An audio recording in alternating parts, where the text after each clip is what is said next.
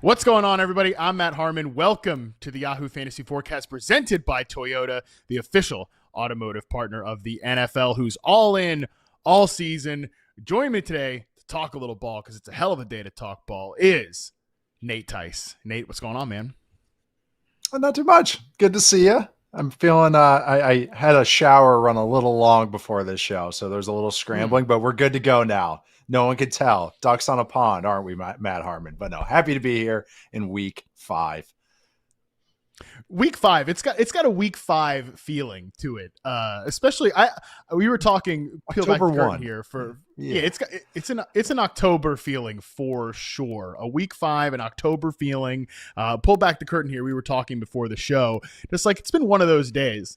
You know, just a little like the internet's weird. Twitter's weird. Twitter's a buzz about, Shador Sanders miming through a media scrum. They're a buzz about one of these running back situations that we're going to talk about, which I'm always consistently amazed at my peers and my colleagues in the fantasy space that they have a strong take on certain particular situations when I couldn't find a single one for you. So honestly, hats off to them. It's been a weird day on the internet. It's been a weird day in real life. That's going to make for a fun show. That's going to make for an entertaining show is my prediction based on the things we were saying before we got on air here. So since it is going to be an interesting show, we thought this was a perfect time at the first quarter poll of the season. Who knows at this point, 17 games, if it's really the quarter poll. But when I worked back at NFL Network, that was beat into us. The quarter poll, okay, 4 weeks in, the quarter poll. That's what we had to do so many quarter poll content things. So I'm still talking about it. We figured this is a good time to look at the top 12 at each position in fantasy football, ID some surprises and see if we're buying these starts or if we're not, based on how these guys are actually playing and the teams that they're playing for. Then we're going to talk through again, speaking of weird, a very weird looking Thursday night football game between the Rams and the 49ers B squad. But before we get into all that, before we dive into the fantasy film room, we do have some running back injury news to discuss, starting with in Tampa Bay, Bucky Irving spotted in a boot on Wednesday. He's dealing with a foot injury.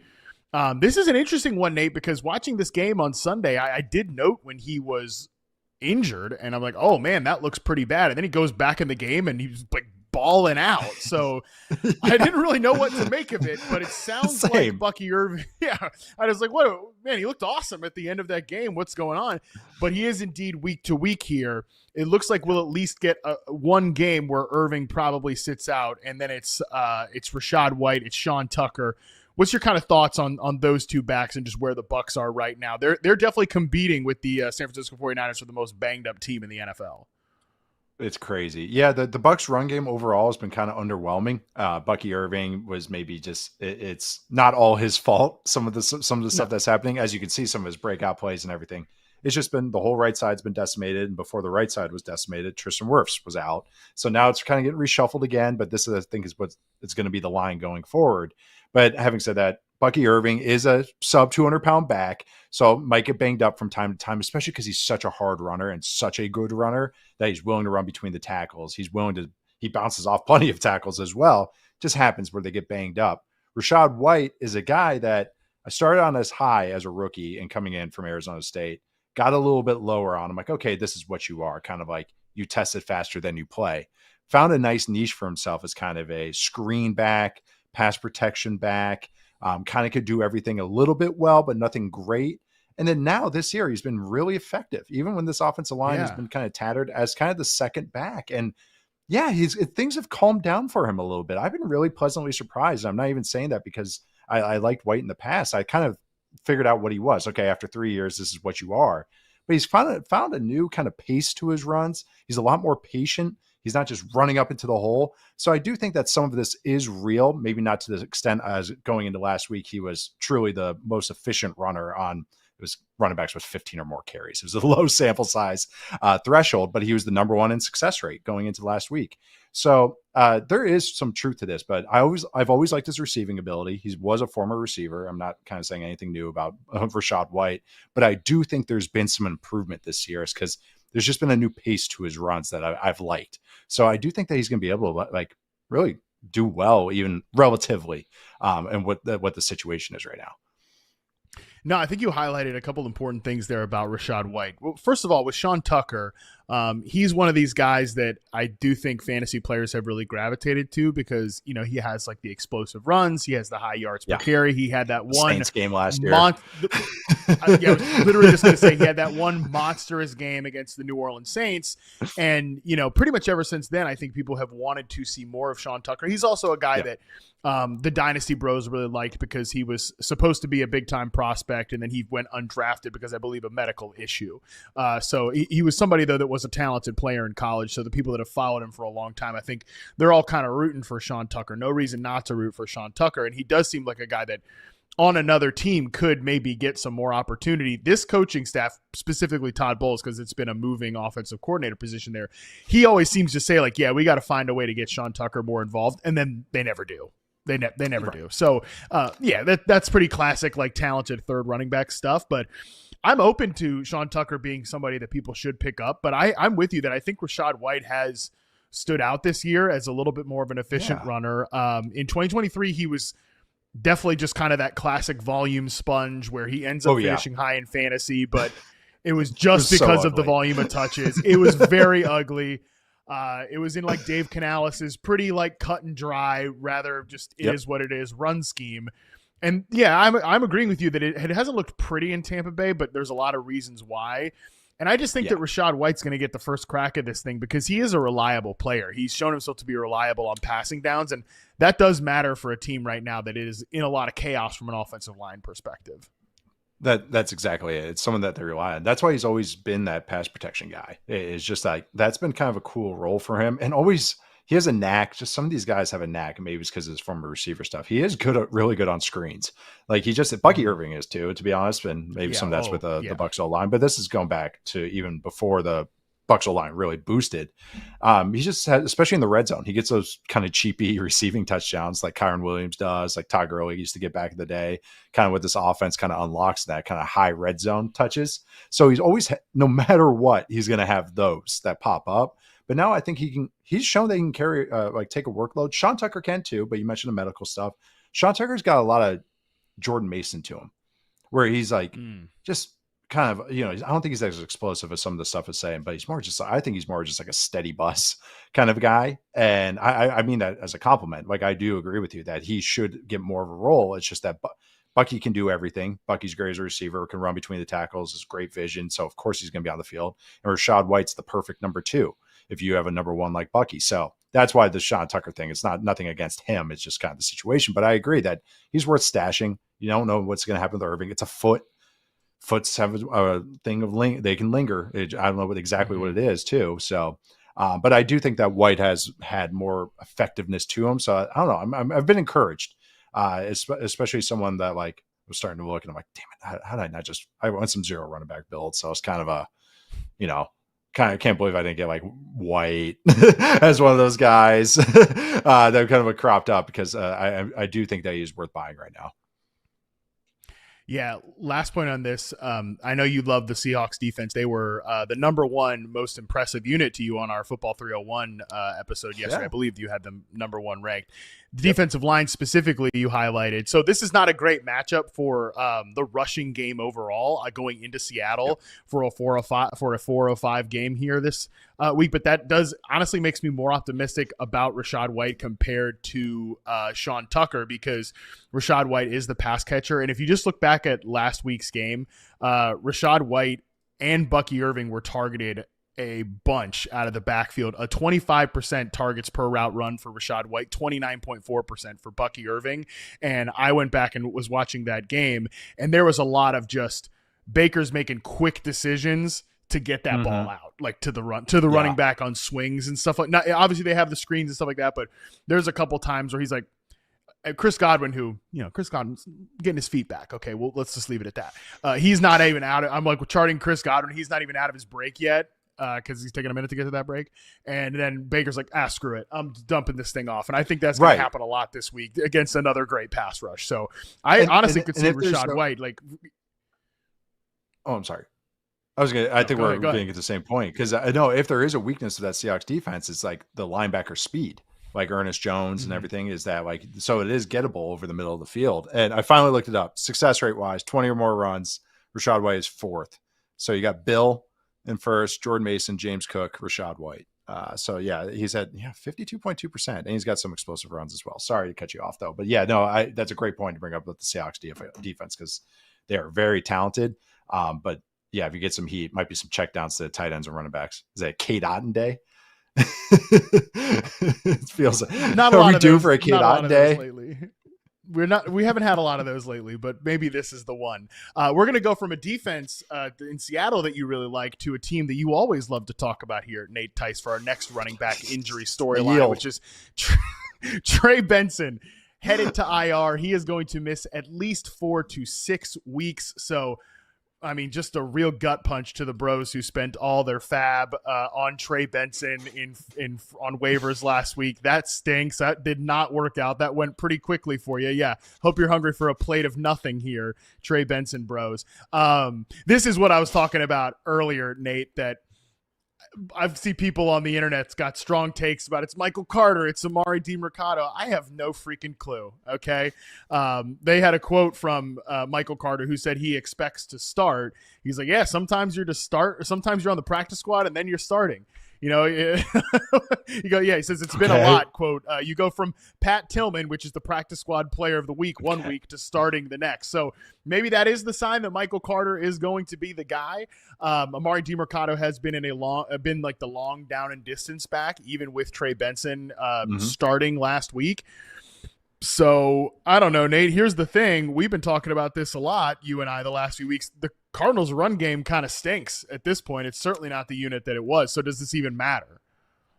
Right. It definitely stinks. They're going to give them touches because I think that's what their shtick is, and they're going to stick to it. But no, I do think Michael Carter is going to be able to handle some touches. I liked Michael Carter back in the day coming out of North Carolina. He was Javonte Williams' teammate. They were kind of the 1-2 punch there. Yeah, me too. He went a little later in the draft because of an injury, or a lot of injuries, because he runs hard and takes some touches, not very big, same kind of talking point. No, but I like him. Like he can actually handle a load, but I don't think at this point in his career it's what it used to be, because I think they like DiMercato in that role that he has, pass catching back, pass protection guy. So I don't know if they want to bump it up to pass 30% of touches, or snaps, I should say, or 40, 35, 40. Like, I think no matter what, Carter's going to get more touches than DiMercato as this game goes along, just because of the availability. But having said all that, this is a bottom 5 run game.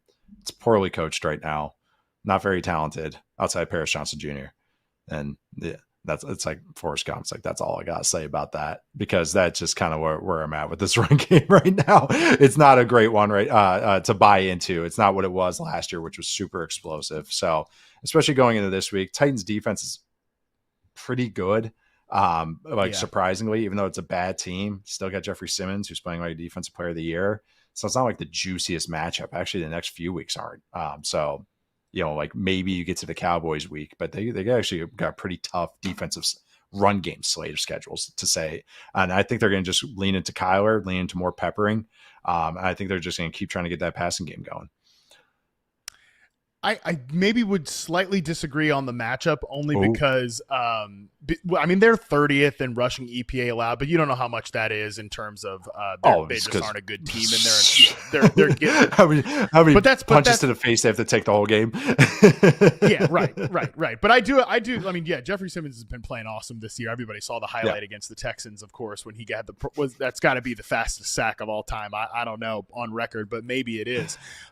They're down there though with like the Bills and the Ravens, teams that we talk about, they do struggle to stop the run, but I think there's a little bit more volume. They're definitely higher from a success rate standpoint are the Titans. They're kind of middle of the pack, but really it comes back to this should be a game. I mean, as much as I hate saying anything certain with these damn Cardinals, you know how I feel about this offense, but this should be a game at home as a heavy favorite where they're able to at least lean into that run game, which to me, if that's the script that's going to play out, if Michael Carter is going to be the early down guy, and I agree with you, he even had some moments with the Jets where I was kind of like, man, what happened to him? Like, what happened to Michael Carter there? If he just like completely fell out of favor, there were times like him and Breece Hall and like pony personnel, two guys in the backfield.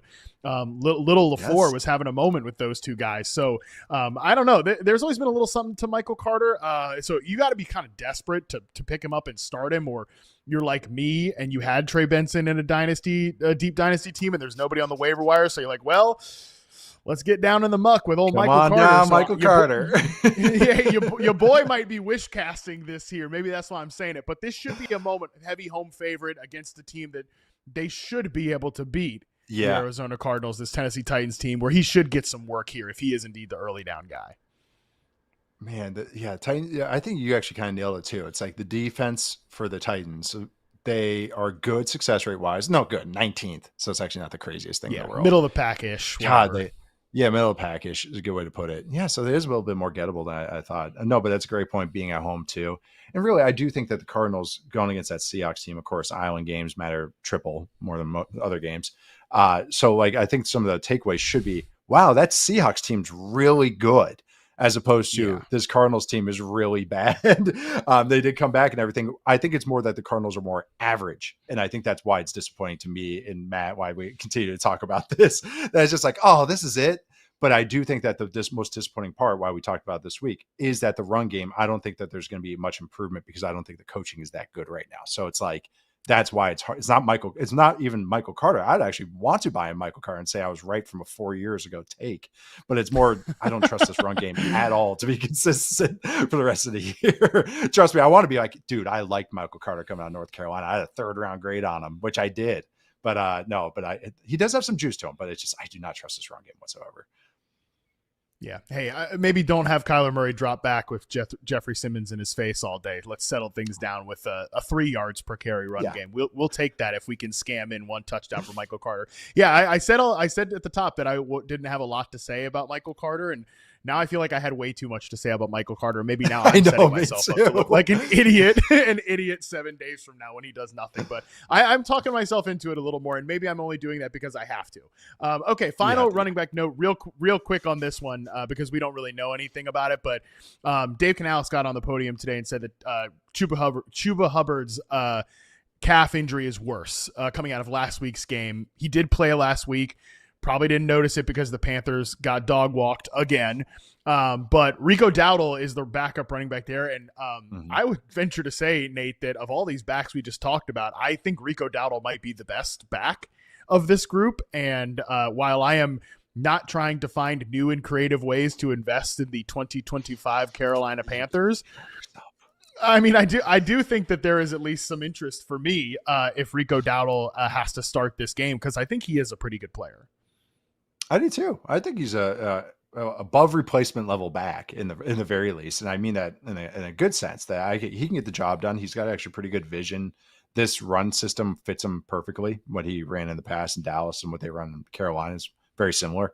And he's a patient back like Chuba is, which again, I have to reiterate, Chuba Hubbard has become one of my favorite players to watch in the entire NFL, which if you told me that 3 or 4 years ago, I'd be like shocked by that statement, because he's like coach's tape running back. I know he's not the most exciting player. Explosive runs are an issue in this backfield right now and on this team. So maybe Rico's got a little more juice than Chuba. But I do think that he can take the baton and go. This team wants to run. It's a very physical run game. Even if they have injuries, they're going to really pound the rock and they're going to try and create double teams and stuff. So I think he'll get usage, and I think he can handle the usage. And I think actually he'll actually be productive with that. So I'm agree with you. Like I see the poll for that we asked the chat right now. I'd have Rico much higher because of just like what I consider this situation right now. It's actually a pretty high baseline for the run game. Yeah, this is some weird polling we've got on this one. We've got who are you grabbing off the waiver wire right now? 36% says Amari DiMercato, 33% Michael Carter, 20% for Sean Tucker, 11% for Rico Dowdle. That sounds like a Senate race nobody wants to call just yet. Nobody really wants to win that race. That's what that looks like to me. So, by the way, it's dawning on me right now, not to keep talking about my fantasy teams, but that dynasty team there, I'm like, I got to pick up Michael Carter like a weirdo. Chuba Hubbard's also one of the running backs on that team. So that might be a signal that, hey, we're talking about this in week 5. your boy might have to start a rebuild here pretty soon. That might have to be the way we go. But that's what happens here in week 5, October. I had somebody circling my older receivers today, and that's when I knew. I was like, oh, this is what everyone thinks of me. I was thinking I had to rebuild, and you guys are the ones approaching me about this. Yeah, I should probably start rebuilding right now. Sometimes you ask for a sign and it delivers, that's your sign. All right. With that, let's get into the fantasy film room for week 5.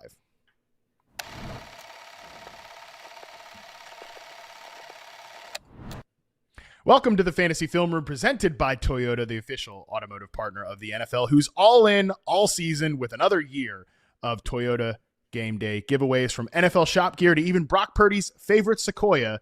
Toyota is giving fans a chance to win big. Visit toyota.com/NFL to learn more. You're going to learn a lot here today in the Fantasy Film Room. We are going to go through top 12 running backs in the first segment, wide receivers in the second, and then wrap it up with tight ends and quarterbacks in the third. Tight end list is weird, folks, so buckle up for that one. But first, let's start at the premier position. Let's start at running backs. We're sticking on running back alley here, as we talked about off the top. These are your top 12 fantasy running backs through week 4. We got James Cook and Jonathan Taylor leading the way. Christian McCaffrey at number 3. Number 4, Bijan Robinson. Number 5, Jahmyr Gibbs. Number 6, Javonte Williams. Number 7, Josh Jacobs. Number 8, Devon Achane. Number 9, Travis Etienne. Number 10, the aforementioned Bucky Irving. And then 11 and 12, we got Amarian Hampton and Ashton Genty, the rookies, are delivering with a couple of big games last week. Nate, I would say the two most surprising names to me, and you could tell me if you disagree, while it's interesting that, James Cook and Jonathan Taylor are at the top and they weren't necessarily drafted that way, Javonte Williams, Travis Etienne, I don't think a lot of people had those guys as top 12 backs heading into the season. And the first month they were going to be crushing it, but they have been. What have you thought about? Let's start with Dallas, because we mentioned Arizona at the top. Arizona's former offensive line coach Clayton Adams flew the coop to Dallas. What have you thought about their run game so far? Love it. It's made me praise Clayton Adams 100 times more because of what he's brought. They invested in that offensive line in Dallas, which made me. I mean, you were probably even more bullish than I was, and I was fairly bullish about the offense. And just thinking, okay, this is what their identity is going to be. They're really going to protect Dak. They're going to be very traditional as far as just their formation usage, which I've seen. You've seen a lot of fullbacks, Hunter Lepke. But man, the designs are just sound. They have enough creativity in them, how they use their personnel. It's just really, really good stuff. That's why I keep singing Clayton Adams praises, because he's running the same stuff they ran in Arizona, a little different personnel usage, because of the fullback instead of 2 tight ends, 3 tight ends.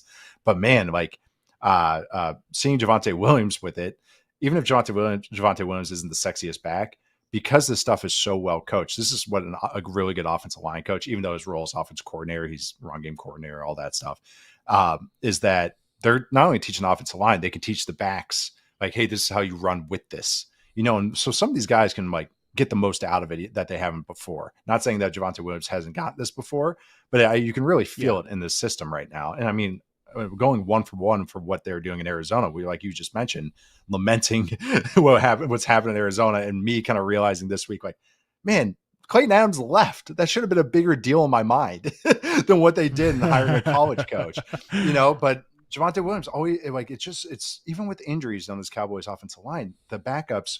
This is what coaching does. They're able to at least maintain a baseline, and that's just something that is just.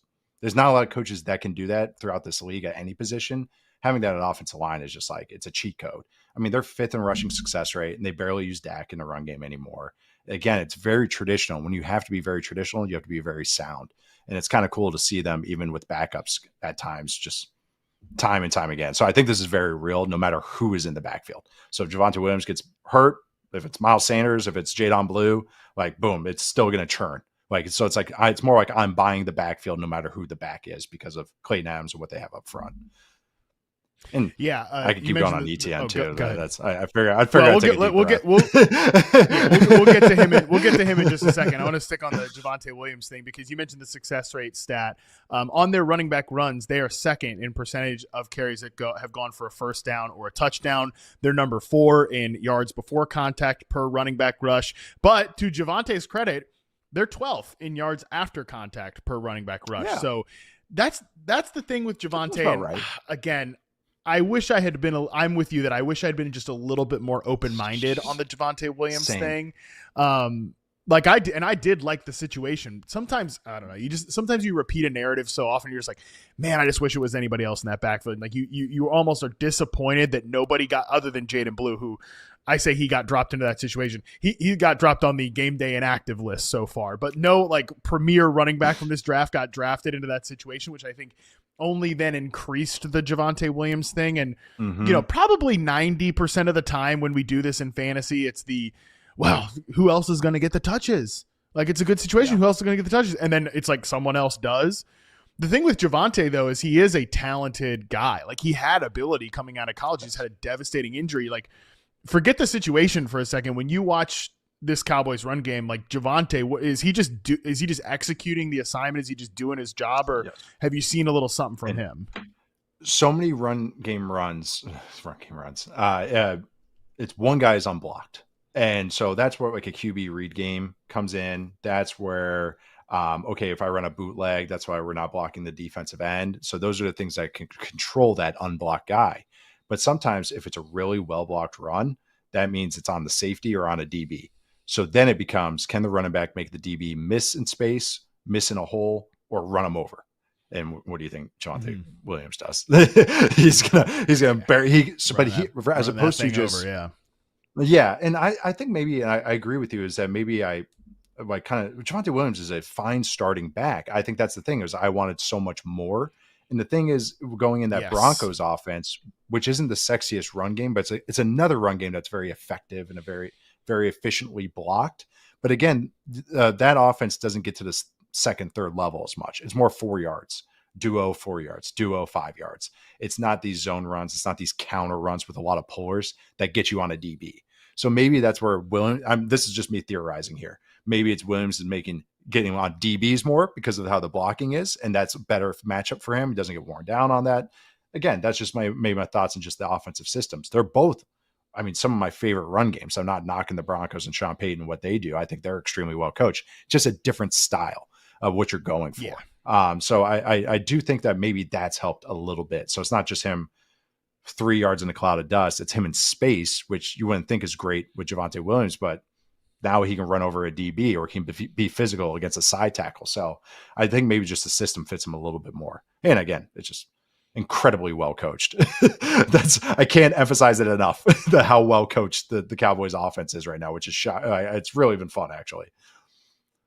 Yeah, I think the longer I spend time, covering football, watching the sport, it's just, we do this with bad situations, and I talk about this with receiver all the time, that, like, not all bad quarterback play is created equal. Like, not all bad situations are created equal. Sometimes you're just like, oh, it's bad quarterback. Like, it's bad for the receiver. Yes.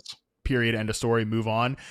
Sometimes the inverse is true too, where not all good situations are created equal. And I think Javonte was in a good situation last year, which is, I think, why I was so unwilling to be open-minded about him. And how many times did we talk about let's just get another back in here with Denver last year, as on 301, we were constantly talking about the Broncos. Hard to say why. Don't know why we were talking about the Broncos, but talking about the defense, I think. No. Definitely. So we kept saying, I think you keep repeating that story over and over again to yourself that, this is a good situation and they just need anybody else in there. It's like, well, who cares if this is a good situation? We already saw Javonte fail in this one. But like you said, it's good for different reasons. And I do think that's why I'm kind of buying Javonte as one of these overperformers, that as long as he stays healthy, again, the biggest significant competition would be Jaden Blue, who, like, we'll see if he just gets active on game day. So I think Javonte can stick here. Let's go to Travis Etienne here as the running back 9. Again, just a couple stats on this one. The Jags are also top 10 in success rate on running back runs. They're 6th in percentage of carries that go for 5+ yards, and they're number 1 in the league in yards before contact on their running back runs. Again, I will ask you, how much of this? Nuts to me. and man, again, if we're talking about what we just did with Clayton Adams, where it's hey, The run game in Tampa maybe doesn't look so good. Who was the guy coaching the Tampa Bay Buccaneers offense last year? It was Liam Cohen, who is the current head coach of the Jacksonville Jaguars. That doesn't obviously answer everything. I know Tampa's offensive line was awesome last year, and this one's banged up. But I think you and I, when we were talking about the Jags offense in the offseason, we said, well, this offensive line, we're hoping it's like mid at best. But I think this has been a good rushing situation. So when you watch this offense right now, I will ask you again, how much of this is environment versus how much of this is what the running back is doing? Etienne's always been talented. It's just that his down-to-down consistency has made him very frustrating. He's not good in protection. He never will be because everyone's given him a shot. He's have so many different coaches, and he's just not good in protection. It's just not his thing. But he's always been explosive. He'll have some mistakes. He's had multiple fumbles through the end zone, I think, in his career. But it's just that now everything looks a little more sound. He's not bouncing some runs. They're also using him really well. A lot of stuff to the outside. Just even think of his touchdown against the 49ers last week. Last week. Jeez, God, that felt like 20 days ago. But like the score there, and that's an extended run play, essentially. So I do think that I've been trying to articulate like to be complimentary about the Jaguars offensive line without like sounding snobby about it. It's not a good offensive line. It's not very talented. Anton Harrison is talented. He's good, but it's super well coached. It's the Clayton Adams discussion. So no matter what the unit is, it's going to be the best coach that it's ever been. It's just that it's more, and I've heard now through the grapevine, it's more of a collective effort here in Jacksonville, kind of like who is contributing to all this stuff in the run game and everything. So Cone and everybody, all the assistants and everything. So, but it's been successful with ETN and then even Bashal Tutin, who is a very explosive back and everything, but knock on wood, he has had a huge fumble issue in college, and now that's been fixed. Yeah. So again, this might be some coaching stuff because even ETN has had some just smarter moments as a runner. Like he ran between the tackles once when they're doing a 4-minute drill. He's double handed it and double arming Mike Allstock carrying it. So again, this is where a little bit of coaching feels real. The scheme is great. We keep talking about it. The illegal procedure stuff, the illegal shift stuff is a joke right now, but I think it will get cleaned up as the season goes along. It's becoming a bit like it's actually pretty funny. But it'll get they're doing all this despite being penalized so much, despite not being absolutely perfect with all the execution. But I keep using this phrase, the bones are really good with this Jaguars team right now. And I think the run game stuff the stats I look, True Media, they're just pure 11th in rushing success rate. That feels they can hold that kind of that 12th, 11th, 10th, 9th, 8th kind of ranking right there with the explosive ability of Tutin, ETN thrown in. So they're really well coached. They still need more talent injection over time, but man, it's been kind of cool watching the run game get going. And, pass protection, they're okay, but Trevor's getting rid of the ball quick and that's helping it out too. They know that everybody knows kind of their weaknesses on this team, which has been fun to watch. Yeah. I mean, me, I love Liam Cohen. I'm really high on high on what it was in Tampa Bay last year, and I'm really high on what I've seen out of Jacksonville so far. And I do think it looks like a really well coached, despite the penalties. Have to keep saying that. Despite the penalties and despite the drops, I do think that it looks like a well coached team. It looks like a really well designed offense where people kind of know. Well, most people know what they're supposed to be doing. And again, one reason I would say this is a testament to coaching. Last year, if you looked at the data, the Bucs were so man gap heavy, which I think they did because their offensive line was badass and they had Bucky Irving, who was really good on those gap runs and just rip it out off those holes and create a lot of big plays, like chunk runs as a gap runner. These two guys, to me, ETN and especially Bashal Tutin, because when he was drafted by the Jags, to me, I was like, I think he's more of an outside zone guy. And Liam Cohen with these gap scheme runs, I'm interested to see what that looks like. This year, they're third in yards per carry and eighth, I believe, in success rate on zone runs. So that is, and they're a heavier zone team than a gap team. So to me, that's just this is what our backs do well. We're going to lean into that and we're going to get the most out of it. And yes, this is to me, I do think that ETN, I'm definitely buying what he's doing as long as he's out there. I think he'll continue to be a running back one. And I have some ETN teams that I just stumbled into. Because, as I said all offseason, I don't know how this Jaguars running back room is going to play out, but I want you guys to take one of them and just see what happens. And for better or worse, if I say stuff on the show, I am going to do it. So I have a few ETN teams, but I also have some Bashal Tootin teams because I do think if ETN gets banged up or, just maybe over the course of the season, they want to see more of the young guy. I think Tootin would be a smash in this situation from a fantasy perspective because he fits what they're looking for. Absolutely. And yeah, Tootin's been really good between the tackles, which has been such a nice, pleasant surprise, I think. And then I also got to give a shout out to, LaQuinn Allen, who is like, oh yeah, a coach's dream, man. Like we talked about these guys a couple of weeks ago, but it was like Allen is like one of the best pass protecting backs in the NFL as a rookie. And he also had a fumble recovery that was huge, and it was just all about hustle and everything. He had the out of balance play on the kickoff, but I understood what he was trying to do. He was trying to have his foot out and everything. But I'm with you where I think no matter what, if ETN's healthy and Tootin's out there, like it's going to be a split at best for Tootin, and saying it if you're trying to project Tootin going forward. So it'd have to be more ETN kind of getting banged up for Tootin to get more of the role, because ETN has done nothing so far where I'm like, yeah, get him off the field. And like everything he's doing what they want. And they're obviously calling plays for him. They've designed multiple plays for him. The Bengals had a touchdown where they designed a little quad screen with the receivers and the tight ends, where it was basically it was actually a counter, like gap play, like you were talking about, but with the receivers and tight ends. And there's ETN getting the swing and getting the touchdown on it. So if you're getting designed plays in the red zone, that means the coaches like you. So that's to me is like the signs are them. But the thing is, it's just that Tootin has earned this role too, because he's been so effective on the field. But I do think it's always just going to be that split. But man, I mean, they're going to run the ball, and they're like, if it's working like this, like why not? And that outside zone stuff is going to keep happening because that helps out an offensive line that might be iffy. Duo you want, because you're out, like you mentioned, offensive lines are badass, creating a tough double team. So I do think that this is real. He might not have these smash weeks like he's had the last couple of weeks because just what's happened on the field and everything. But yeah, ETN's been a nice surprise this year for me. All right, we are back. We covered running backs, run games in the last segment.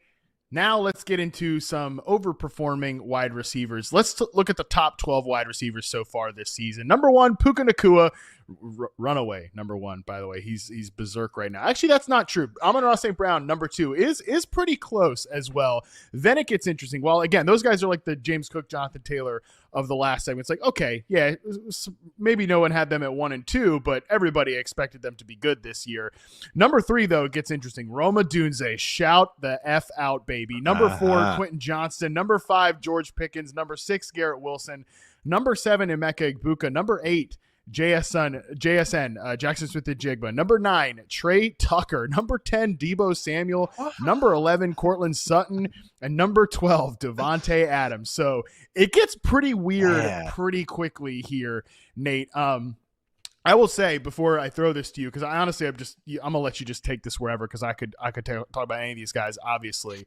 But wide receiver is just such a funny position, and it's in such an interesting place in the league right now because it's so freaking deep. Like I was talking with James Coe about this today. At some point, like, we have to feel the consequences of every year's a good wide receiver draft class. And like, I think that's what we're seeing here. We're seeing really talented players throughout every level of football perform in their given roles and things like that. Also, it's 4 weeks to small sample size position. Like, I don't really think we need to break down Trey Tucker necessarily. We've talked about him before, but he's up here because he has a 36-point game, and then he has 2 other games below 4 points. That's an extreme example, but big games can pop you up, obviously. But I also wanted to do this today, looking at these top 12s, and only talk about the overperforming players, because I kind of think we've gotten to a point on this show where we talk about the underperforming players a little bit too much. I'm like, you know what? Enough of that. Like, palate cleanse. Let's talk about some guys who are crushing it right now and whether we believe it's stable. So that's my opening kind of mission statement, state of the state on the wide receiver position in the top 12. So I'm going to throw this to you, man. Who from the kind of surprising guys on this list, who stands out to you as somebody that you're like, oh, he's up here high, it's surprising, but I kind of buy it? Oh, geez, Roman Dunze? That's the one I'm buying all the way, because that is, let's go. I'm not just playing to the crowd here, because that's I mean, as someone that's still bullish on the Bears offense, just the offense I'm talking about, I think the connection with Caleb Williams and Rome Odunze is blossoming. I think the routes that he's getting called for him, he is the primary. He's the number one. He is the dude of this offense. And I think it's going to be like that for a long time because I think Ben Johnson loves him. I think Caleb Williams loves him. I think why you and I were both liking Odunze is that he can kind of do a little bit of everything. He's a 3-level guy. He's a guy that can get yak. He can go vertical. He can run a real route tree. He can line up inside and out. I still have ambition about him as a power slot, which there's been a little smattering of. But no, he just can do it all. That's why I like him. And so I think this is very, very real just because I think he's just going to get a lot of these touches. And I think the offense is going to start finding its way after the bye week. And I think he'll get even more touches. So I'm buying Odunze all the way. The redraft, dynasty, everything. It's kind of what I expected out of him as from a prospect perspective. But I think his role in this offense is just the one. He is one on everything because we're not giving more touches to DeAndre Swift. Colson Loveland's banged up right now. Cole Kmet, your auxiliary. DJ Moore is now a secondary receiver in this offense. And Odunze. Yeah, dude, he's been so awesome. Fantasy Points has like an expected fantasy points. The company has an expected fantasy points model. So basically, like summing up your use, basically summing up your usage, your target share, your air yards, your red zone targets, how often you're being targeted, all the things that again accumulate fantasy points. Yeah. This is the top 5 players at wide receiver in terms of expected fantasy points per game. Number 1, Puka Nacua, obviously. Number 2 is Chris Olave. The Saints hey, they love lives him. On, baby. They love him. It is what it is. Number 3 is Devontae Adams. We love the Rams because they're so concentrated. Number 4 is Rome Odunze, and number 5 is Malik Neighbors. Like these are the guys that are the engines of the offense. Yep. Puka Nacua, Devontae is a number 1 receiver masquerading as a number 2 in LA. Yeah. Chris Olave has been treated as the number 1 in New Orleans. And Malik Neighbors, we know what he did last year. And like, that's what Rome Odunze is doing this year. I'm so high on Odunze. Obviously you and I have been talking about him for a long time now. People know my feelings on him. I jumped him up into like a tier 2 dynasty receiver right now. He's somebody I jumped up just recently in the ranks, was already really high on him and like held the line through the struggles last year. Like rookie receivers, man, sometimes it takes a year. Okay. We're way too quick to judge these guys. And especially when the production is like not their fault, or the lack thereof, the lack of production. So he's been incredible. I don't think we need to beat the drum too much longer on him, just because again, people know how much I love Odunze. And yes, I 100% buying, just like Nate, everything he's doing right now, because even beyond the usage, like, as Nate said, conceptually, when you watch this team play, it is very obvious who is the dude here. And I am fascinated to see, like, when they get Luther Burden in the mix, what his role is. But I think it's been pretty clear that there's a 1 here, just like in Detroit. Like, there was a 1. It was Amon-Ra St. Brown, and he's a different player than Rome, very different. But they would set him up for stuff. That's just like what they're doing with Rome Odunze, and he's delivering. I think we talked about it, that post route touchdown from Caleb Williams to Rome. I guess it's so good. Just like trust throw against the blitz, perfect throw. He catches it, makes it happen. Awesome stuff. We talked about Quentin Johnston yesterday, Nate. So I don't want to go too deep on this again. I just want to get on the record here because I have been noticing some listeners and viewers of this show have been like, you have not acknowledged Quentin Johnston, and like you haven't said enough about what he's doing. You're dismissing it, and it dawned on me. I was thinking about this today at the gym. I was like, because I've seen people say that, and I'm like, I got to remember sometimes that not everybody that listens to this show listens to our show or listens to Reception Perception or subscribes to Reception Perception. It's like, no, I've been talking. I got a whole YouTube video on this, like on my channel. Yeah. I've been talking about Quentin Johnston, so I just want to get it on the record here. Again, we don't need to break it down too much because if people want that, I've talked about it actually so much, but I'm buying what he's doing. Is he going to be the 4th overall receiver? Forever. I don't know about that. I do think but I think he can continue to produce in this role that he has right now. I think Ladd will have his moments. I think Keenan will have the moments. Amarian Hampton's now getting really involved in the pass game, but like this isn't just BS fluky production. he has improved so much from his rookie season and looks a lot more like the prospect that I thought he would be. Not a perfect player, has some flaws, but man, I just want to get it on the record here on the Yahoo Fantasy Forecast because I do too much content all over the place. I'm buying. I'm in on what QJ's doing right now. I am too. And it's nothing, you mentioned the lad stuff. It's more just like they have been chucking the ball. It's all going to the receivers right now. And it's just more just what the offense is presenting itself. It's just their concepts are more like they have some third down stuff to pop open Keenan Allen, but that's because of just how they align. They're trying to take advantage of that. Yeah. But it's just where the ball's going. It's just the coverage is going here. So the ball is going to Quentin Johnson and he's just catching it now. And you get to see his yak ability. He is. I mean, I thought one of the most promising catches he had, obviously, was a touchdown. But last week against the Giants, catching that more or less, it was a whole shot. It was man, but it was such a weird coverage call. I'm still trying to figure out what it was. But the safety was supposed to cheat over the top. Doesn't get there in time. Johnson snags it. There's no bobbling. There's no lack of confidence catching the ball, which has been his issue. And then he just makes the guy miss and scores the touchdown. But it's like, okay, there's some verticality on top of the crossing stuff that we talked about. And I don't have the stats ready offhand because I looked up on the show yesterday, but we just mentioned the usage makes sense. I know I just mentioned a vertical route. We both agree Quinn Johnson's best on runway routes, stuff that gets him going, crossers, overs, those types of routes. And compared to his rookie year when they kind of used him in a role that didn't fit him in his, during his first year, it seems Harbaugh and Greg Roman and this staff use him on routes that make sense. Like he's already run as many crossing routes this year as he did his entire rookie season. And he's essentially tripled his production on those. So he's playing with confidence. That's what Harbaugh seems to get out of his players, but you can kind of see where his talent is. This guy's really explosive. And when he catches the ball, you actually get to see that explosiveness as opposed to drops it and then he stands still. You don't get to see him run too much. So yeah, no, it's been fun to watch him kind of excel in this year. Yeah, no, I'm glad you pointed out that touchdown from last week's game against the Giants because not only was it this was a tight window target, he's usually not was not making those plays. Yeah, and the double, that was what I was going to say, but at the beginning of the route, it's that double move. Like the amount of times I would see him do just that stupid duck his head and just charge it like he's one of those dinosaurs from Jurassic Park with the dome head, just charging it down on the go route. Give me something here. You're not at TCU anymore, brother. You're not just the fastest guy on the field. You're not a freak like that, but he is a really good athlete. And when he adds that little layer of nuance into his game here, you start to see that. And I mean, again, if you want to talk about, you mentioned the crossing routes, and I noticed this when I charted his week 2 game against the Broncos. It's borne out in the stats according to True Media. 2023, 26.3% go route rate, 2024, 26.4%. So pretty much basically the same. This is what I noted too. And they didn't really change his route diet in year 2.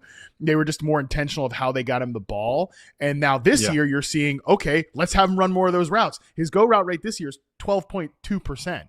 So quite literally slicing it in half. But now I think he will be more impactful on those go route targets because now that he can add a little nuance and corners are actually respecting him as a threat. Mm-hmm. They'll really get, again, the coverage will be there. They're like, oh, well, yep, he's double moving it. I gotta actually pay attention to that. He's doing some nuance there.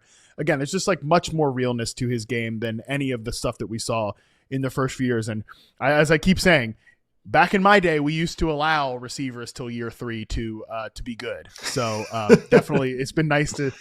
And he's one of these guys, Nate. I talked about this during prospect season. He's one of these guys that only lined up on one side of the field.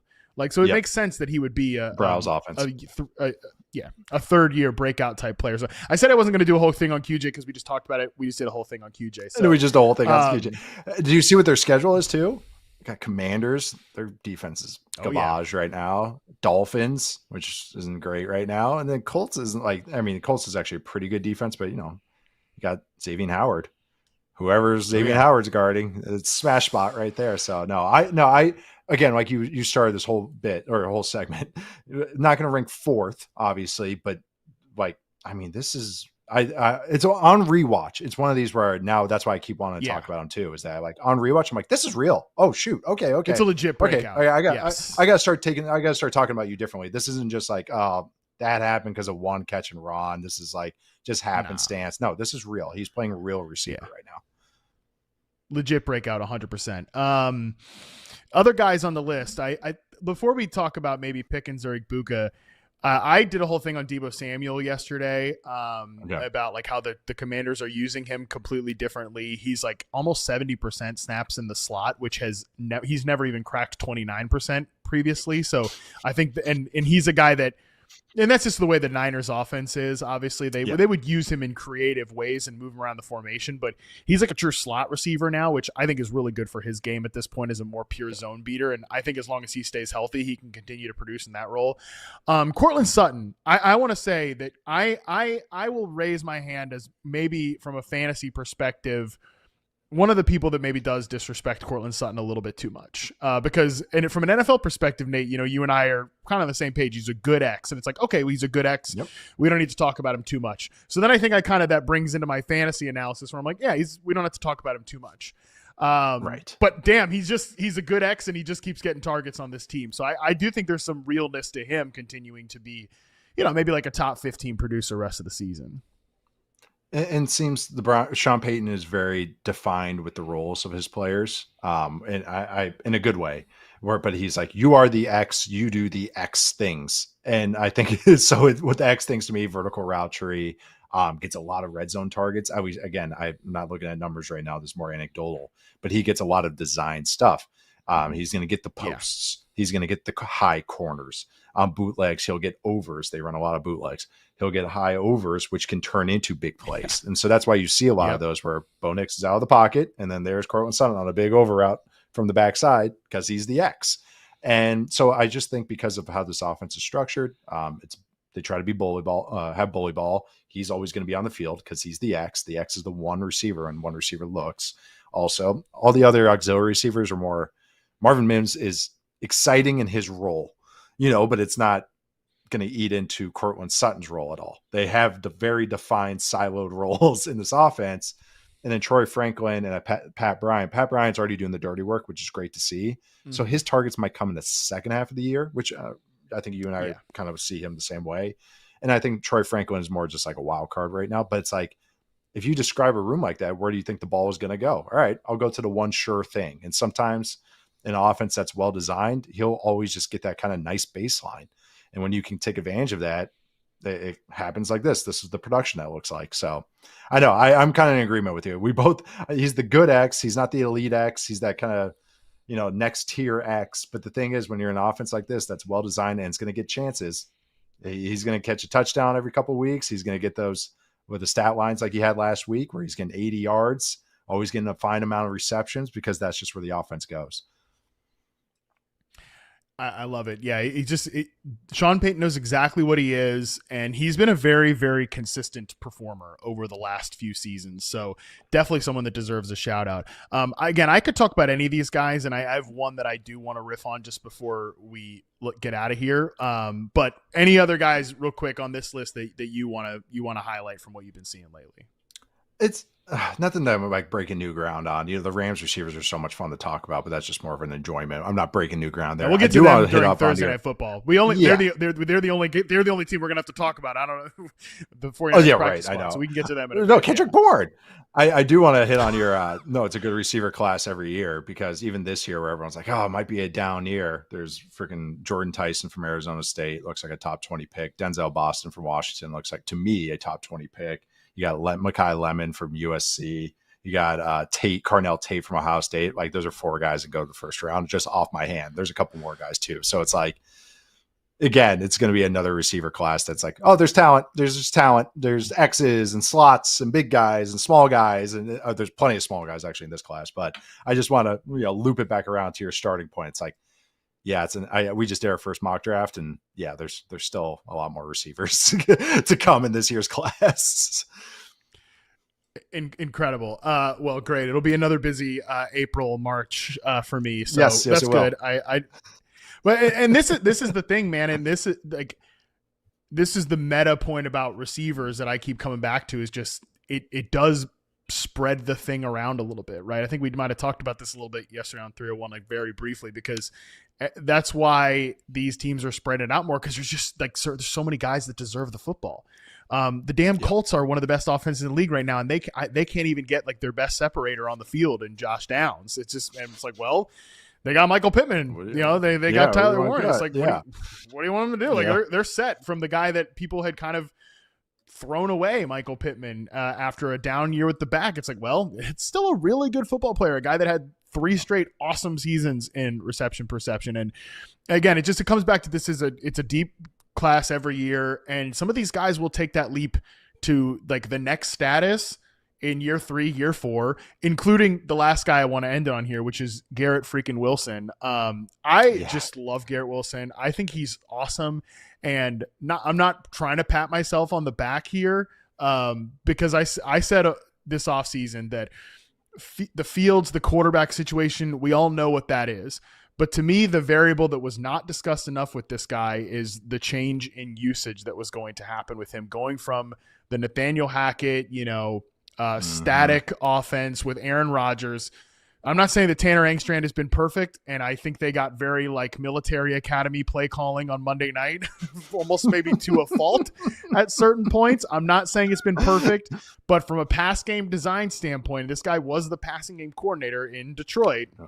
They've brought a lot over there. Garrett Wilson so far this year has taken 36.4% snaps in the slot, which he had been under 30% each of the last 2 years, including a career low in slot snaps in 2024, 23.7%. Nate, this is a guy who told me to my face after his rookie year, I'm like, what's your favorite route? Where do you like to line up? He's like, I want to run in the slot. And I was like, I'll finish the sentence for you. I know you want to run the slot because I know you want to run like deep overs and posts. And he's like, yep, that's exactly what I want to do. Like, it's 100%. So good at. I guess he's so good at it. And guess what? Year 2, year 3, slot snaps go down. His dig routes go down. His post routes go down. All of it goes down. He's running a bunch of go routes. Again, this is from True Media. Go routes in 2023, 24.9%. Go routes in 2024, 26.2%. This year, it's 10.9%. It's just like, that's know your personnel. Yes. know your personnel. What they categorize as an in route, it's at 10.9%, up from 4.3% the year before. It's just, you want him breaking. You want him moving on his routes because he's so good. He's a rare athlete, breaking and moving and twitchy. Yeah, you want him moving. I know. Makes so much sense. I just think he's looked awesome this year, and I think he looks like he's gotten even better. The one thing I would say is I've been a big Garrett Wilson fan. I was critical on his like ability in tight coverage at times. I think he just needs to play. He needed to play a little bit more physical. Oh yeah, you can tell. Like he's a sounds stupid. He's a growing boy. Okay, he is though. Now he's a little bit older. Yeah, no, literally. I mean. I remember when that interview I did with him at the Super Bowl a couple years ago. I was like, damn, he's small. I mean, I'm a big guy, but that's a small guy right there. Now you can tell he's not a 21-year-old person anymore. He's growing, and he's much more strong through contact. So, it's just like situation is everything at this position, which is why we get some of these surprising performers. But when you get a talented guy like that, and even in not a perfect situation, just a situation that's better for them, it's just like we were saying before, like it can mean everything. So I don't know, Nate, my lesson from this wide receiver discussion is get ready for more surprises, because like, I don't think I don't think the top 12 is going to look like this by the end of the season, but I do buy a lot of what these guys are doing. I think the whole point of this is that the talent level is so high right now at the top and the baseline, the floor of this position. So when opportunities happen, there's so many more guys that could take advantage of it. While in the past, it was like, oh, well, the X is going to get a lot of touches. And it's like, all right, well, who's that guy? And, I'm talking about 2004, but now these guys are just so much better that you get all these offenses that have a funnel, as you put it, where they're just going to one guy or maybe 2 guys. These guys are like, okay, all right, I'm going to take advantage of it. I can run that dig. I can win this one-on-one. So, I think that's what it is. Like, there's just the baseline so high, and these guys are just so, so good. But no, I think teams are using them really well as well. So I think Wilson's kind of the epitome of that. Like, him and Johnson, I think those are the 2 guys that's like, God, just your role matters so much with some of these guys. All right, we are back. It's time to talk through some surprising performers at quarterback and tight end. Let's start at quarterback here, because quarterback's like you know, I don't know. There's actually not that many surprises here, especially 1 through 3. We've got Josh Allen, Lamar Jackson, Patrick Mahomes. I joked earlier in the year that the Chiefs' offensive dysfunction actually made Patrick Mahomes a better fantasy quarterback because he was scrambling a ton. Well, now he comes back, he gets Saberworthy back, he throws 4 touchdowns. So maybe actually having good players also helps too. Number 4, Drake May, Nate Tice's own third child, Drake May here at number 4. Yeah. Number 5 is Jalen Hurts. Not because we look alike. No, it's not. You guys kind of look like. Number 6, Caleb Williams. Number 7, Daniel Jones. Number 8, Baker Mayfield. Number 9, Justin Herbert. Number 9, Justin Herbert. Number 10, Dak Prescott. Number 11, Jordan Love. Number 12, Matthew Stafford. Again, I don't think anything is too surprising here except number 7, Daniel Jones. So, Nate, I think just real quick here, you're buying what the Colts are doing on offense right now. To what degree are we buying it? Yeah, no, it's a buy. Like if he stays healthy, that he can finish top 10 the rest of the year, buy. Am I saying this is offense? I love kind of discussing the Colts right now because it's fun to figure out like how real is this? Where they've met, the Rams more or less outplayed them throughout last week. Colts kind of kicked themselves shot themselves in the foot a little bit, but I do think this Colts team is good on offense. Like this is a top 12 offense, no matter what happens. I think this year, as long as kind of the health maintains a little bit, because I do think it's really well designed. I think the run game is like statistically, as far as like underlying stats, isn't like as overwhelming as maybe I even thought. But Jonathan Taylor is very real. I think the offensive line does do a good enough job, even if it's not a top unit, like as far as their usage, as far as the concepts they use, the RPOs that they sprinkle in, the bootleg stuff that helps it out as well. That's going to help them stay out of like a lot of third and longs, because third and longs is what's going to kill this offense. Like a lot of offenses, that's what's going to kill Jones. But he can run. They use him as a runner. He scrambles just a little bit. And right now he's been very accurate. He hasn't made a lot of decisions, a couple in the Rams game that I'm like, oh man, this is fake. Like he's going to get caught every single week. I think for the most part, this is going to stick. Like I really do. I think the floor of this offense is high. Like I don't think it's going to reach best offenses we've seen in the last 20 years type of highs that it reached in the last couple of weeks or the first couple of weeks. So, but I do think that he can finish high. And I mean, he's a rusher. Like we got to remember, Jones is a good athlete and he's going to run. So it's like that for fantasy reasons, that's going to help lift it up as well. Yeah. And look, I mean, last week you could maybe call that, oh, there it is. There's bad Daniel Jones. But like the first interception, they definitely got him. The second one, yep. You're trying to come back in the game. They got him 3 times. But that's fine. Like compared to what I was expecting out of freaking Daniel Jones. If you're making the right decision 20 plus other times and not taking sacks because he's understanding he has to get rid of the ball, that was his big bugaboo. And with the Giants was he took a lot of sacks. And his timing, his clock is a lot better. So sorry to cut you off, but I do think that's where there's a lot. The floor is higher with him than I was expecting. Yeah. And we can't talk about the Colts in that game. And like, I don't want to sit here and do moral victory, but I do think it was kind of like a good proof of concept in that one. Still, like we also can't talk about the Colts in that game and not talk about, like they might win that game if AD Mitchell is just like normal, if he's just like a normal football player, but that's a whole other talking point. It's a whole nother, the AD Mitchell podcast is a whole other podcast. But I also think Jones makes one of the greatest catches I've seen in a long time. Like one-handed inside hand as he's getting held. Like it was such a ridiculous catch. And then it's like, and throws a guy off of him.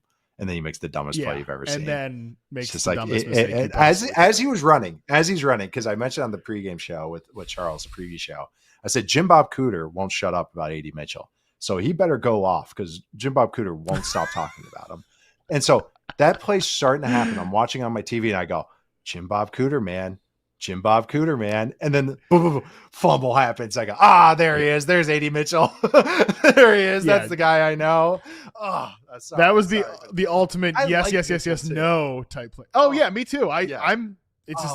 There's a reason he went in the second round and it is what it is. But that's again, whole nother podcast is AD Mitchell. But again, I'll just say on the Colts, I think Daniel Jones is playing this year like he knows there are answers on every single play because I think there are answers on every single play.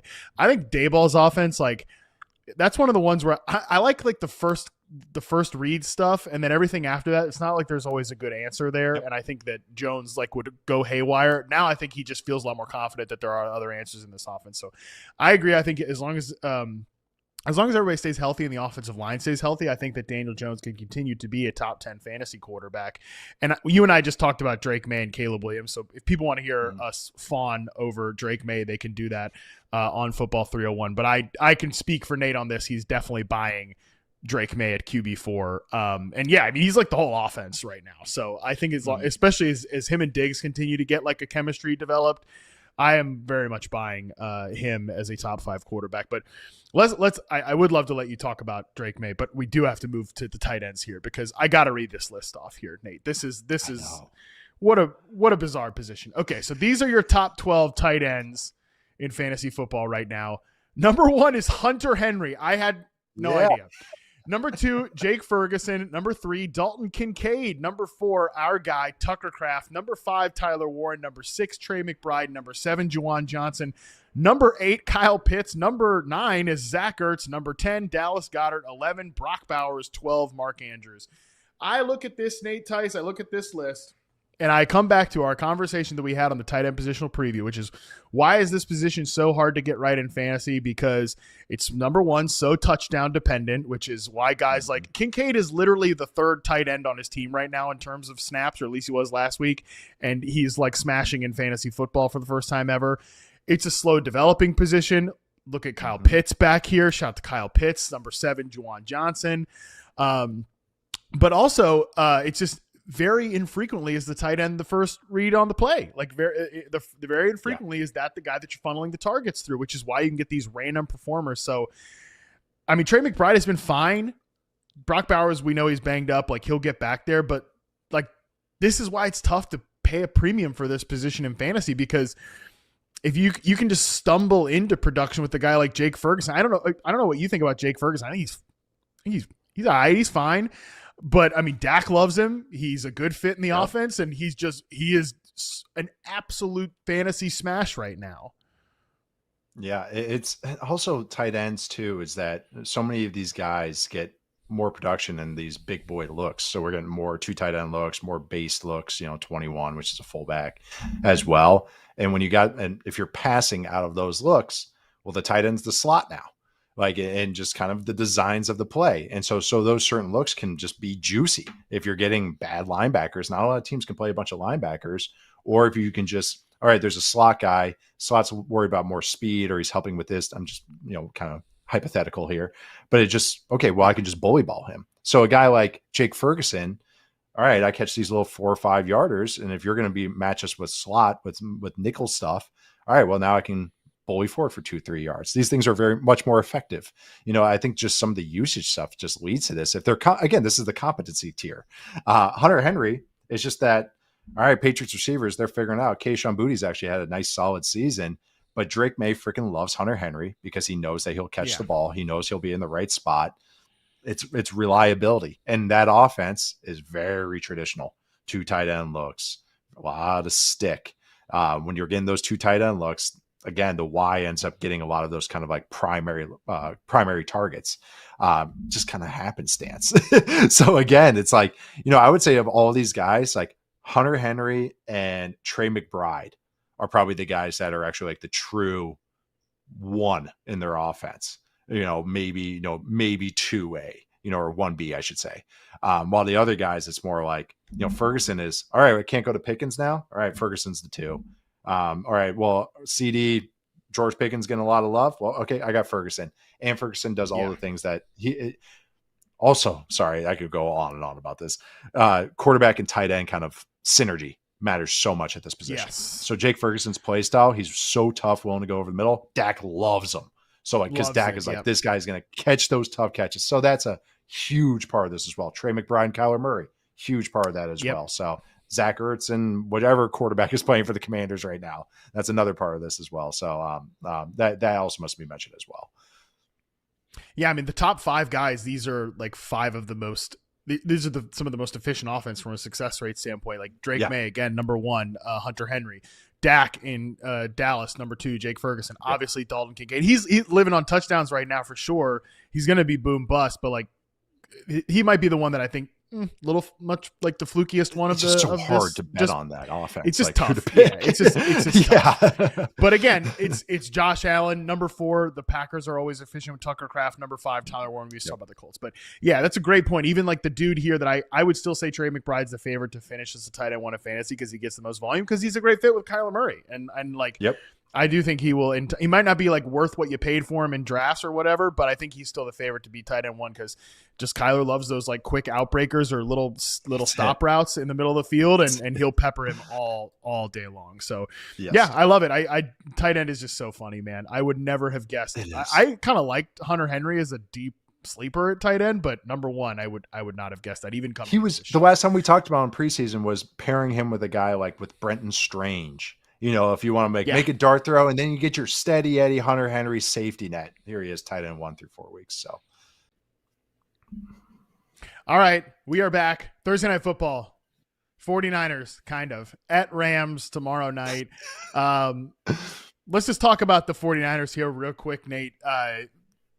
Brock Purdy, Ricky Pearsall, Juwan Jennings all ruled out, which I think is good. Okay, like Juwan Jennings, right. What a warrior.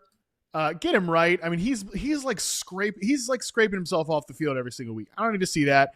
Let's get Ricky Pearsall right. We don't need him playing on a short week. He's been balling out. I don't need to see him miss a lot of time with this knee injury. Let's get him right. Let's get Brock Purdy right. He wasn't looking that great last year.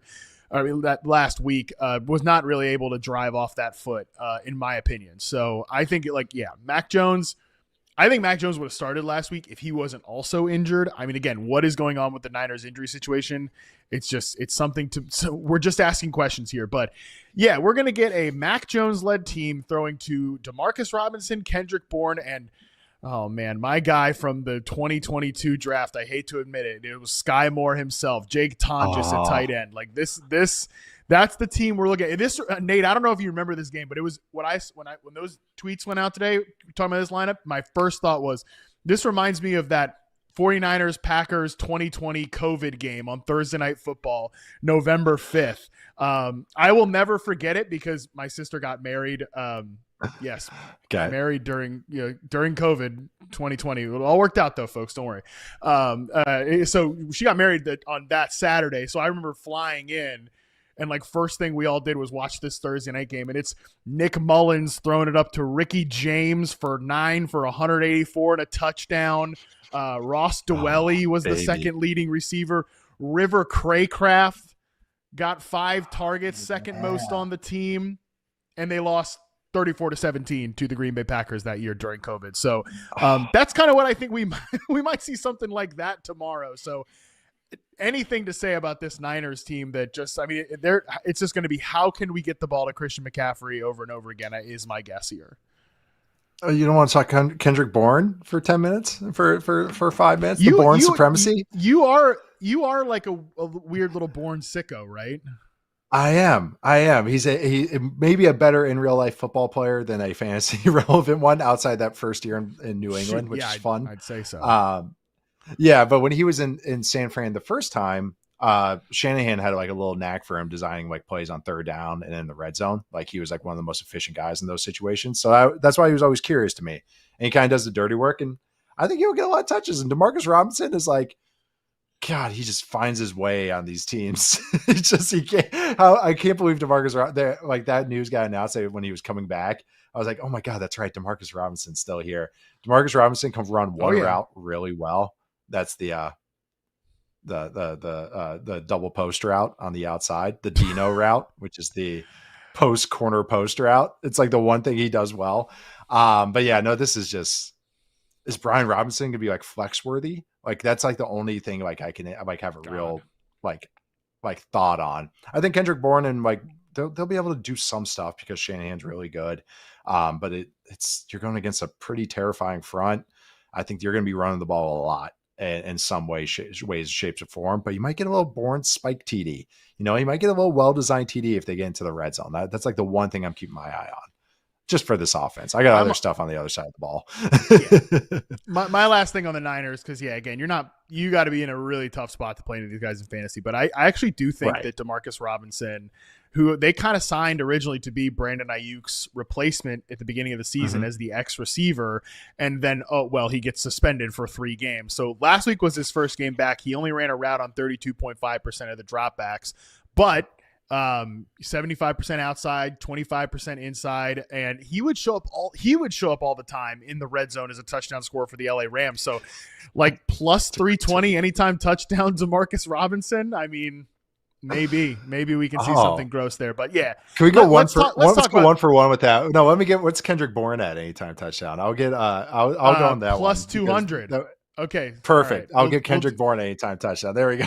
We'll go 1-for-1. I'll go to Marcus Robinson 320, and we'll see who wins. We'll let Twitter let us know who wins this one. So that should be interesting. It'll be Sky Moore. I'll take the vanity for Sky Moore. I'll throw up like a Sky Moore tweet if it happens. But all right, let's talk about the Rams here real quick before we get out of here. I mean, what is there to say, man? This offense is so awesome. Puka Nacua. I've been talking about it on the show. I finally just sacked up and did it, for lack of a better word. I put Puka Nacua as my number 1 dynasty wide receiver right now. It's got to be. He's awesome. That has a lot of Puka Nacua shares in dynasty leagues. Because that's how I feel about him. I mean, he's awesome. He's awesome. He's crushing it. Devontae Adams is doing his thing. Amazing. I actually think that this could be a pretty nice Devontae Adams game. The 49ers, they're pretty zone heavy, of course. Everybody's pretty zone heavy, but they've given up more production in man coverage when they've been in man coverage than zone coverage. They've actually been 3rd lowest in points per dropback allowed in zone coverage. So I think that if you're looking for Adams, we know that he's been brought in there to beat man coverage. Not that Puka doesn't beat man coverage, but that is Adams' role on this team. Yeah, and even in this run game stuff, like I think that this is the niche film room stuff that'll work out here. The Rams have really gone back to outside zone, which I think is really interesting. McVay is just such a fascinating study year in, year out. I know he went back. They're full circle, buddy. Full circle. The wandering eye. That's what happens, man. So Rams on zone runs, they have the 10th most zone runs, but particularly outside zone runs is what they're really cooking on. But on all zone runs, which includes inside zone, another day I can explain all the differences. But one's inside, one's outside. They're 7th in yards per carry, 4.9 yards, but they're 1st in success rate. 59% of their 51 zone runs have been successful. They've gone 51 carries for 250 yards and 2 touchdowns. 1st in explosive run rate, nearly 20%. And then I looked up how the 49ers, because the 49ers run defense is not great. It's more middle of the pack. I have some Michael Williams stats, but that's not for this show. But 49ers defense versus zone runs. This is all from FTN Fantasy, by the way. They're 5th in success rate allowed. They've only allowed 1 explosive run, but they've allowed 4.9 yards per carry against zone runs. I think Kyron Williams / Blake Corum. If you want to throw some sneaky stuff on Blake Corum, because they seem dedicated to giving him about 30% of the snaps. Like they've kind of outright said it. Like, no, he's going to always get his kind of like 2-for-1 series splits. That's what it seems like. Man, but I just think that Kyron Williams and Blake Corum will be able to run on this defense, because I think that's the real weakness of this 49ers defense right now. Yeah, and it's not as if like they've just of course, like made it a committee or anything like that, but but they've been getting Corum involved. 27.5 is the rushing line for Blake Corum, minus 130 on the over. So people have been betting it on BetMGM. The over. I think short week. Hey, we need Kyron. Like, okay, well, let's not overwork Kyron. So this might be more like he might get more usage because of that. It's like, all right, let's get this guy some more run to save the touches for Kyron. Can kind of see that kind of coaching, especially if the game gets out of hand too. You know, like they're 7.5 point home favorites. You see the narrative. You see the narrative I'm pulling at here.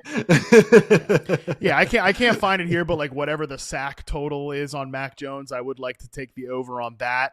So yeah, I mean, I just think that this could be the type of game script to get that second running back involved. So, I think Rams cover in this one. How about you? Same there. I think very much Rams cover right now.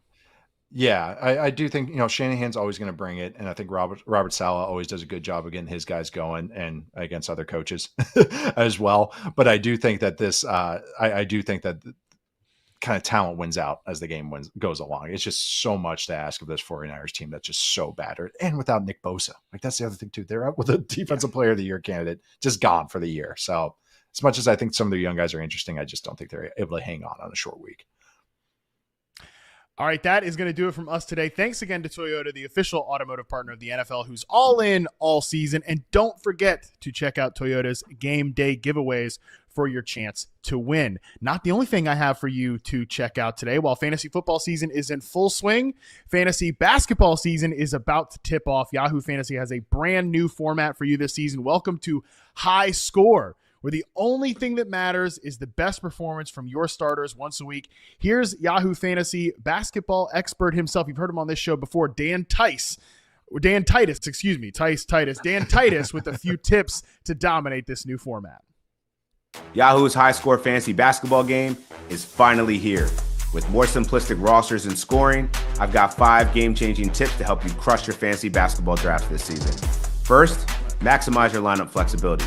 With High Score's format requiring only 2 guards, 3 front court players, and 1 flex spot, you're free to draft the best talent available without having to worry about strict positional requirements. That gives you way more freedom to build your lineup your way.